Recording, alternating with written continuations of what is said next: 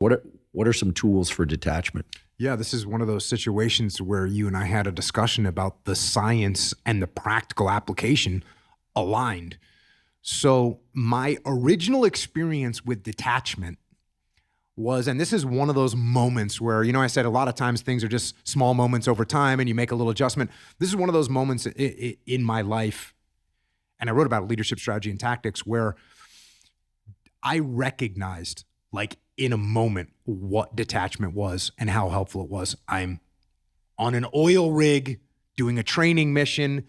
My whole platoon is in a skirmish line looking at a large area of the oil rig that we're supposed to be clearing. Again, this is not combat. This is in the 90s. There's nothing going on. We're just doing training.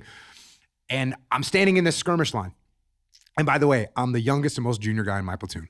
And I'm standing there looking down the sight of my weapon, and I'm waiting for someone to make a call and tell us what to do. And I wait for 5 seconds, and I wait for 10 seconds, and I wait for 20 seconds, and no one's saying anything. And we're waiting for a leader in my platoon to make a call, to tell us what to do, to tell me what to do. And finally, after like 30 seconds, which seems like an eternity, I can't take it anymore. And so I take a step, like a foot, a 1 foot step, 12 inches. I take a step off the skirmish line. I look to my left, I look to my right, and what I see is every other guy in my platoon is staring down their weapon, staring down the sight of their weapon, which means their field of view is tiny.